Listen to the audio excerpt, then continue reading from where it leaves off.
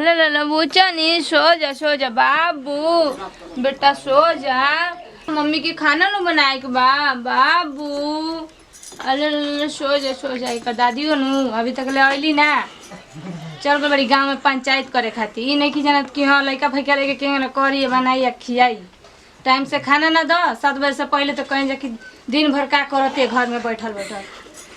अरे सूत रे मन तो करते उठा के पटक दे एगो ती जगल भी सुतत है नहीं के सो जा बाबू बेटा सो जा एक पापा नु काने कहां गइल बना अभी तक ले आइलन ना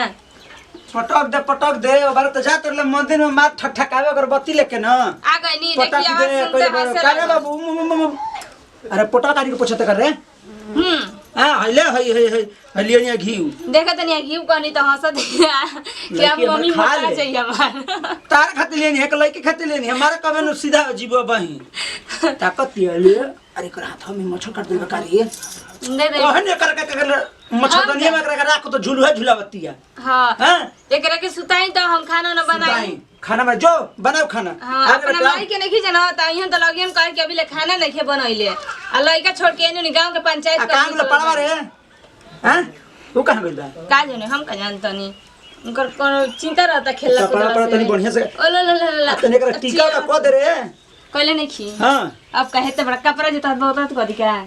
ना कोन टोपा पहिना दे ना ओ बेटा हंस मत पक लड़की हमर पगड़ी बनी हमारा तो चक्का बड़का चक्का न रे बेटी आ खिलाई अब वो के सुता दी ना मल के हेमा अभी तो उल्टा सीधा बोलत ले माई के तो मुंह झनकल के डिब्बा फेंक दी तोर देहिया पर तो ई बताई कि खाना बनाए के बेरा हो गइल अब एंगे तो अपन माई के बोलत कबे काहे ना बोली बताई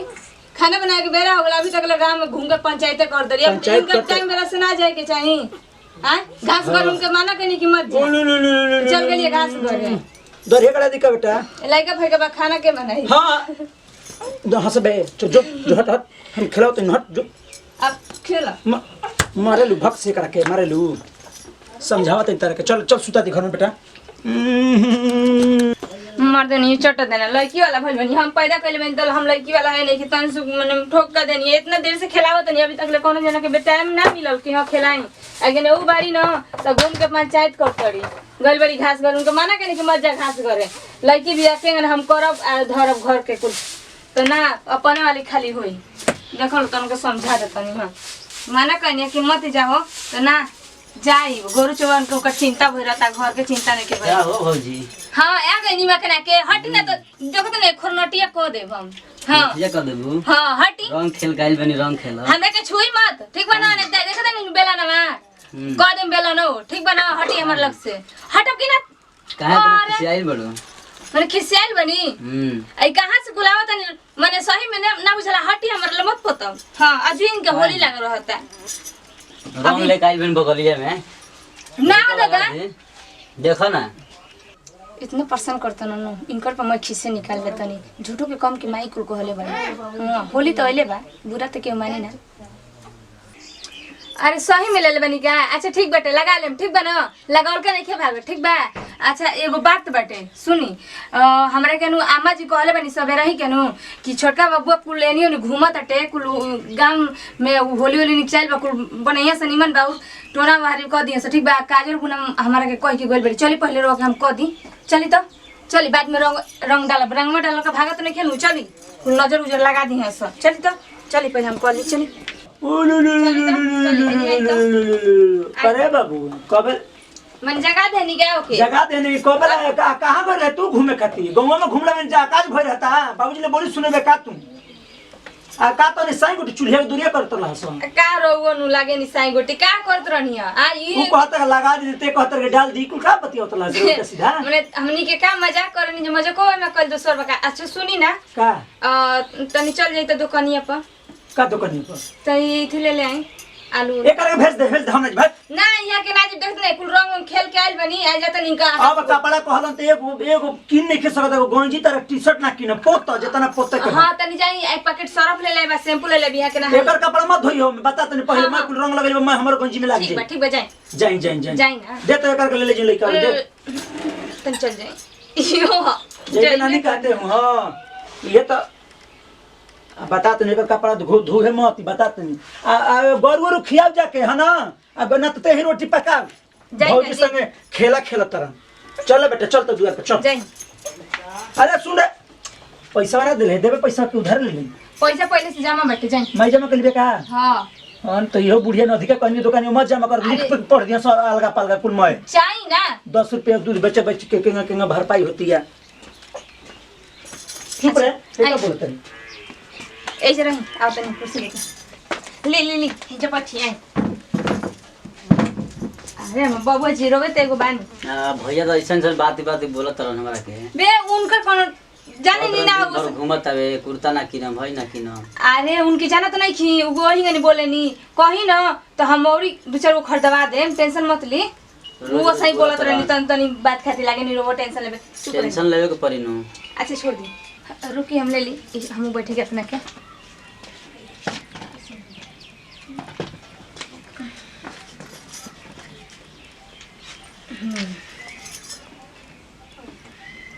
कहाँ गई रहनी है? कहाँ गई रहनी है? हाँ कहाँ से यू होली कुल रंग खेल के आइल बनी केकरा संगे? भौजी रहली लो तोहरे लखा कोनो कौन हो? दी और हेनी आई और हमारी और आई।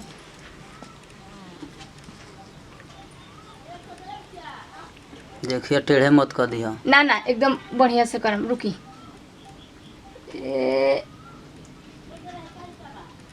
क्या करते हो बक्सी ना उतर का वही में ना जी रुकी। आमा जी से हमार पिटवा में का हमरा के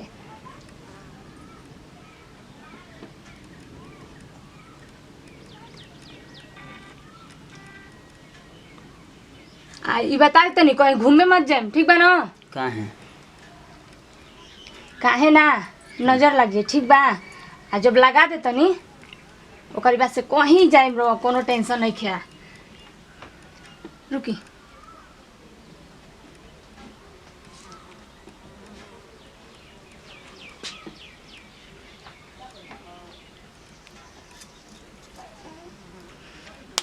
हो गई।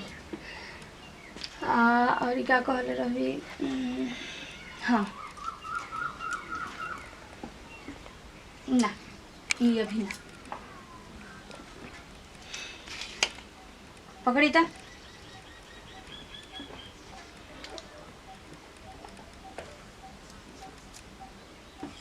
हम अपने देवर के इतना माने नहीं कि एकदम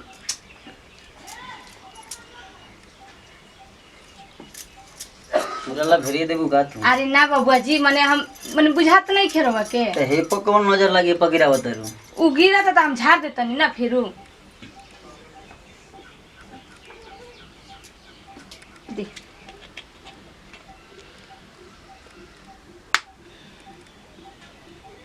कितना मत देवर जी बढ़िया बनी आ बताई। ध्यान कर तो हाँ ए भौजी बोली। ई तो सब कोई एगो अंगुरी रंगला तू पांचों काहे रंगत रे? चुप रही ठीक बा ना। आमा जी हमारे से कहले बनी जंगने वही ने हम करनी जान तो नहीं खीर और माई की बात हम ना टारेनी। मैं तो जानता नहीं नू हमरा के बहुत सुना दिए 4-5 गो सुना दिए यही गनी ठीक हो गई ठीक बा ना। अब जाई एकदम बिंदास रहो कहीं जाई केहू के घरे जाई केहू गन मतलब कुछ दे आदमी कुछ खा ले घूमी फिरी कुछ करी अब नजर गुजर एकदम ना लगी ठीक बा ना? ना एकदम ना लगी ठीक ठीक बा। हाँ आ सुनी ना सुख माने कुछ मत माने हेंगर नीचे मत करके चलब ठीक बा ना तो पोता होता जाई ठीक बा ना। मतलब हेंगर गाल पर हमेशा हाथ कइले रहम ठीक बा माने हेंगनी हेंगर कइले रहम हाँ माने हाय सुखा नहीं हेंगर धइले रहम माने हाय सुखा जैसे ऊपर हाथ कइले रहम तो सबले बढ़िया रही कि हे जे कइले रहम ठीक बा। और मतलब कहीं ना आ केहू माने कुछ मतलब हेंगर जाई ठीक बा ना। जी है झाड़ दी ए भौजी का हो दुगो तनी शीशा में देख। अरे ना रंग लगा के बना हमके। हाँ तो हम शीशा मुंह मत देखी ठीक बा ना तो हम रंगो ना लगा दे ठीक बा। जाई रो भैया हिंगन जाई देखी तो भैया कहाँ गई अभी लगी ना जाई उनके बोला लिए तो जाई अब बुझाई बड़ा हमरा से मजाक करनी अब बुझाई कर ठीक बा ना। अब होली में अब आदमी हमरो के यादे करी आ इहो याद करें कि का हमार भौजी बिया ना बोलत रहनी है ना तो कपार पर चढ़त रहना है आके कहत रहन कि जा ना भौजी लगा दी लगाई है रंग लगई है जा अब घूमत तोर बुझाई जा लो के तो ना बोली हम मोही गने अब करब हम तो लोग तान मात्रा जान गइल बानी किंग तो रहबल क्या भौजी और माई लगवा दिले से कुछ हाथ रंग में कुछ मैं धतनी। अरे ई कुल का कहले बड़े रे हेना तो आ हाई का कहले बड़े बबुआ देखी रहे देखिए ही मारी का तू तबड़ा तो खींची के कर से पोते कर तोर के हाई का कहले बड़े नो हवा में नो पालिश है। नो पालिश तोरा लगा के तोरा भौजी के लगावे के रे। अरे माई कहे गई रही है माई कह गई लिया को जरना लगी लगा दे बबुआ तो नो पालिश सुनो जा गुजर जाला आई करखे पतोरा ले बड़े तो उहे नु कहले रही है तो वही से बैठ के पता ले ला पागल कहीं का मार तबड़ा का चल तो कहां भी रे चल कर बे लाते मुका मार बे बार मार दू चार घंटा बस चल बे चल आते हैं ना तो बच चल पर सीने बैठ रुक बैठ कहां बड़ी रे कहां गेली रे घर में भी एक सुतल बे कहां गेली है किसना भौजी का जी का बोल आई पे कोने चरचरे बुआ है पहले का हो गइल बा दू चार उख दे दे मैं का अरे होलियो में रवा पागल आइल बनी का पगलाई में होली में हम आई खपरत मार तो भड़ा चाहिए का कर बड़े है मुंह देखता रही है अंगुरिया है का कर बड़े दांत चिरत है नहीं बड़े नहीं रे अरे तो पहले मार तो काय लगले रे करके बतिया तो सुनी आई गांव में जाई तो कोनो लइका करम छोड़े से कर माने कौन माइकल लगे मार दो भी सीधा जीवो भाई हां त सुनी का माने रवा आगे नहीं लागत नहीं भाई के पाछ खींचे ए जदी ना देखनी हां माने ई फुसुर फुस तो समाज गनी कि नहीं का देर हो जाए फुसुर फुस करत रहला स आ सब कुछ रोक बताई अबे न बोल देतन के मार दे मुंह दाता तो मैं भन हां ई बताई कि आई देखी त रंग हाथ में लगा के बाप रे बाप भाई आइल बनन कहत ना दोनों भौजी हमरा के धकियावा त नहीं त हम का करी ए से मन रंग दे पूरा मुंह हवा देखत रहे है मुंह देखता है बानर है बना देल बड़े ठीक ला तू ससुर हंसत तो मार तू हर दूध तक खींच के हायते हाय चबिया ले गड़िया का दियर खप तो कहूं रख ले लेके घुमत रहे खाली सुनी धर है माने खाली इनकर पर फगना हट चढ़ल बा कि हमरो पर चढ़ल बा एही से त रंग देनी हां हम तो अरे वो आगे नहीं है तनी बात हम तो कहते हैं को झूठवा जन्म तो लिया का पर हमर वो डाल दो हां तो रख दे तो मार तो कहे ठीक हो जीबू तो के बीच में पड़ल ना बेकार बा कर सपन में खेला सो हां तो जाई ठीक है ना जाए दिलती पर की बाहर जाई बाबा जी जाई घूमिए जाई हटी जाई उनका बात के ना लिए जाला जाई घूमिए जाई अब का पीछा चल दे ले भौजी भेजली है मार तबड़ा का चल मुंह धो चल अरे कहां पानी गिरावन त मार तबड़ा का से गिर जीबो बे धर कल पर घर में निकल मत पहले मत धो अरे जाए काहे नहीं दे रहो तो मने एकदम से मार तबड़ा का ले अबे धड़ाक से गिर जीबे धरे कृष्ण बैठ के धो मने का बोलबा अरे बाबा जी जाई ना घूम के आई मार दे बाबे बता तनी मने का रघुवन एकदम से देवर भौजाई के बीच में पड़ले टांग जरूरी बाड़ा बोले एकदम से हैं का बाबा जी अब ना रंग डालब आई ना डाल ली बाबा जी रुको धो लेबे तो देखी तनी फेन आई अभी और खेलो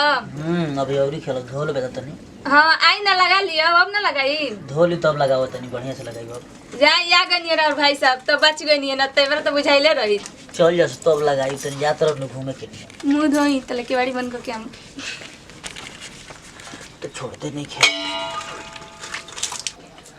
प्रणाम करते हैं भेगोर छुके गोड़ लतन हमरो लगा छोटका छोटका बे खेसाई टू भी हम तो यह कहम और संदेश उद्देश में यह बताल चाहब कि जे भी देवर होकर अपन भौजाई के होली में खूब लसार के परेशान करी हलो हम तो अपने मेहरा के केहूँ डांट पड़ के जान बचा देनी ऐसे कि लड़का हमारा लड़की को बिया छोटी चुकी तो मान ल कि सर्दी खांसी हुई तो परेशानी हुई माई के परेशानी तो लड़के के परेशानी तेज से हम बचैनी है तो हम चाहब कि होली आवे ला जितना भी देवर हुए से मैंने भौजाई के पूरा गोत दिहलो पनरोहा में ले जाके है ना आ ये कुछ सिस्टम चल रहा देखते बानी माई के बहाना लेकर भौजाई घर रंग देता रही से ठीक बना तो हम ही कहो सावधान हो जियो भैया पहले ही आ भौजाई के रंगे से पहले तो हम लोग अगर हमारे भाई हो खबर लो तो अपना भौजी के जाकर रंग डाल दियो ठीक बना भैया आ संदेश उद्देश में जैसे प्यार दुलार आशीर्वाद बनेले बनी हमारा संजू फिल्म पर और हमारा टीम पे ऐसा ही बनेले रखम और भैया प्यार दुलार आशीर्वाद यही तरह बनेले रखी और हमारा संजू फिल्म के सब्सक्राइब करी कमेंट में बताई कि वीडियो कैसा लगला आ होली के त्यौहार आवेल हम तो ये बोलें कि सब कोई के होली बहुत अच्छा से मने आ हर परिवार में खुशी आवे आ खुशी के दिन बा अगर हम ज़्यादा कुछ बोलक तो इजे से दी जब फिर अगला वीडियो मिल जी मगर देवर जी के जौन हाल भैलो भैया ई ना हो रुआ सभे साथे होखे ना अगर रुआ साथे होखे से पहले भौजाई के पटक कर रंग देवे के बा ठीक बा ना ऐसे फागुन में का कहाला कि पहले सुनले रही जाके बूढ़ो देवर लागेला तो वे हाल भी भैया तेजी से जा विदाई फिर अगला वीडियो मिल जाई। जय हिंद, जय भारत, जय भोजपुरिया समाज, लव यू टू भाई।